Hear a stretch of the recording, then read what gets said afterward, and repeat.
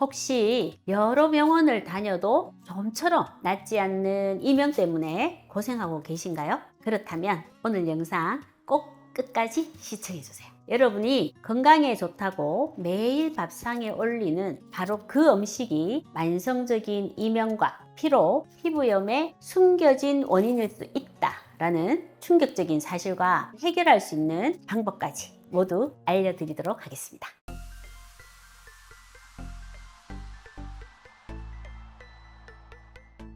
안녕하세요. 이웃집 닥터 가정의학과 전문의 김혜연입니다. 최근 저희 기능의학 클리닉 진료실에서 중금속의 수치가 과다하게 검출되는 환자분들이 눈에 띄게 늘고 있습니다. 이분들이 공통적으로 호소하시는 증상들이 만성 피로, 이명, 머리가 멍한 브레인포그, 불면증, 아토피 같은 피부 질환입니다. 이런 안치성 질환들은 한 가지 공통점이 있습니다. 체내에 쌓인 중금속의 문제를 먼저 해결하지 않으면 다른 어떤 좋은 치료를 해도 증상이 쉽게 좋아지지 않는다는 점입니다. 환경오염은 점점 심해지고 우리가 매일 먹고 쓰는 수많은 제품들이 충분한 검증 없이 우리 생활에 들어오고 있는 현실입니다. 그래서 오늘부터 국민 음식 속 중금속과 어떤 음식을 통해서 우리가 중금속에 노출되는지, 우리 몸에 어떤 병을 만드는지, 대처법은 무엇인지 여러분과 함께 하나씩 파헤쳐 보도록 하겠습니다. 그렇다면 이 중금속이 어떻게 이명과 같은 증상으로 이어질 수 있을까요? 진료실에서 뵙는 안타까운 사례들의 공통점을 하나 말씀드릴게요. 밤낮 없이 윙하고 소리에 시달리는 이명, 또는 새벽마다 꼭 두세 번씩 깨서 다시 잠들기 힘든 불면증, 아토피 피부염, 이런 증상들로 오랫동안 고생하신 분들이 정말 많습니다. 이분들은 이미 여러 병원을 다니며 온갖 검사를 다 해봤지만 돌아오는 대답은 늘 특별한 이상이 없습니다. 결국 답답한 마음에 저희 병원을 찾아오시곤 합니다. 하지만 기능의학적인 관점에서는 눈에 보이는 증상이 아니라 그 증상을 일으키는 뿌리 원인을 찾으려고 합니다. 그래서 정밀 기능의학 검사를 통해서 놀라운 공통점이 발견됩니다. 바로 몸속에 기준치 이상으로 축적된 수은이나 납 같은 중금속입니다. 예를 들어 평소에 참치나 연어 같은 대형 어류를 즐겨 드셨던 분들의 몸에서는 수은 수치가 높게 나오는 경향이 있습니다. 이런 신경 독소들은 수십 년에 걸쳐서 우리도 모르는 사이에 신경에 조용히 쌓여서 신경세포의 정상적인 기능을 방해합니다. 바로 이것이 원인 불명의 이명, 불면, 어지럼증을 유발하는 숨겨진 범인이 될 수 있습니다. 진짜 원인을 찾게 되면 치료의 방향도 완전히 달라집니다. 증상을 억제하는 약을 쓰는 것이 아니라 안전한 해독요법을 통해서 몸속에 쌓인 중금속을 배출하고 무너진 신경의 기능을 회복하는 근본 원인 치료에 집중하는 거죠. 실제로 많은 분들이 이런 접근을 통해서 소리가 줄었어요. 깨지 않고 푹 자기 시작했어요. 진물도 나지 않고 안 가려워요. 삶의 질을 바꾸는 긍정적인 변화를 경험하곤 합니다. 그렇다면 대체 우리 몸에는 왜 이런 중금속들이 쌓이는 걸까요? 범인은 의외로 아주 가까운 곳에 있습니다. 우리의 밥상인 거죠. 그 중에서도 오늘 다룰 첫 번째 국민 음식, 김과 미역입니다. 단백질, 칼슘, 비타민, 미네랄이 풍부한 영양 덩어리입니다. 하지만 여기에는 잘 알려지지 않은 반전이 있습니다.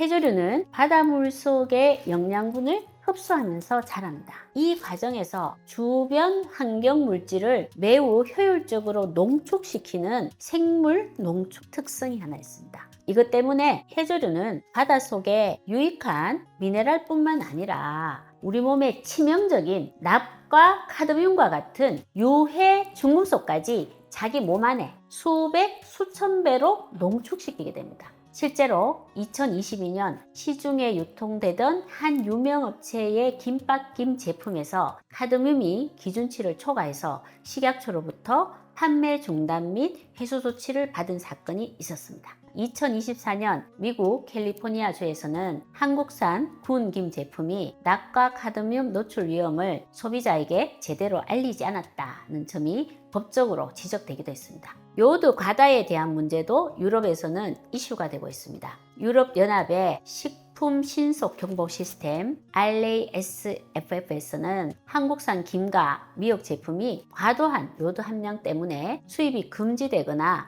경고 조치를 받은 사례가 이미 여러 차례 보고가 되고 있습니다. 한 보고에서는 한국산 해조류 제품에서 요오드가 무려 4,829ppm, 독일의 경고 기준치인 20ppm의 240배가 넘는 엄청난 수치입니다. 독일이나 프랑스 같은 나라들은 이렇게 해조류의 요오드 함량에 대한 명확한 관리 기준을 가지고 있습니다. 하지만 놀랍게도 현재 대한민국에서는 김이나 미역 같은 특정 식품의 요오드 함량에 대한 법적 기준치가 전혀 없습니다.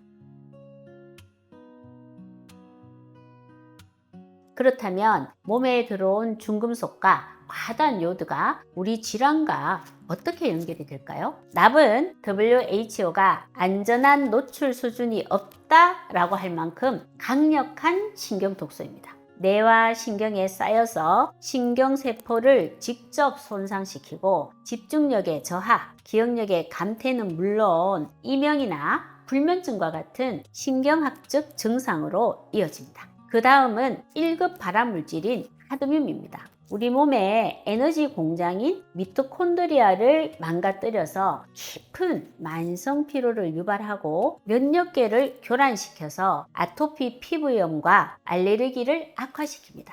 마지막으로 요오드 과다의 문제입니다. 요오드는 필수 영양소지만 과잉 섭취 시 오히려 갑상선 기능을 망가뜨리는 독소가 됩니다. 우리 몸은 과도한 요오드가 들어오면 갑상선 호르몬의 생산을 일시적으로 중단하는 비상 브레이크를 거는데요. 울프 차이코프 효과라고 합니다. 건강한 사람은 금방 회복이 되지만 산모나 신생아, 갑상선 질환자와 같은 경우에는 이 브레이크가 풀리지 않아서 오히려 갑상선 기능 저하증에 빠질 수가 있습니다. 김과 미역을 다 식탁에서 치워야 할까요? 전혀 그렇지 않습니다. 첫 번째, 조리법을 바꾸는 겁니다. 해조류 속 요오드와 일부 중금속은 물에 잘 녹는 성질이 있습니다. 마른 미역이나 다시마를 요리하기 전에 찬물에 30분 이상 충분히 불린 후에 그 불린 물을 버리기만 해도 요오드 함량이 60% 이상 감소하는 것으로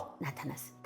여기서 한 걸음 더 나아가서 10분 정도 물에 끓이면 요오드는 최대 94%, 비소는 최대 75%까지 제거된다는 놀라운 연구 결과도 있습니다. 국을 끓인 뒤에는 국물은 적당히 건더기 위주로 드시는 습관을 들이시는 것이 좋습니다. 두 번째, 카드뮴의 천적을 우리 편으로 만드는 겁니다. 셀레늄이라는 영양소입니다. 셀레늄은 수은을 해독하는 대표적인 미네랄이지만 카드뮴, 비소, 은 등 다양한 중금속의 독성을 낮춰주거나 배설을 돕는 역할을 합니다. 메커니즘은 직접 결합해서 생체 내 독성을 감소시키고 산화 스트레스를 완화시키고 해독 효소를 활성화시킵니다. 이 셀레늄은 참치나 정어리 같은 등푸른 생선, 연어에도 셀레늄이 많이 들어있지만 중금속 해독의 목적으로는 수은과 같은 중금속의 함량이 높은 생선보다는 브라질 너트, 계란, 해바라기 씨, 표고버섯과 같은 식품들을 섭취하는 것이 좋습니다.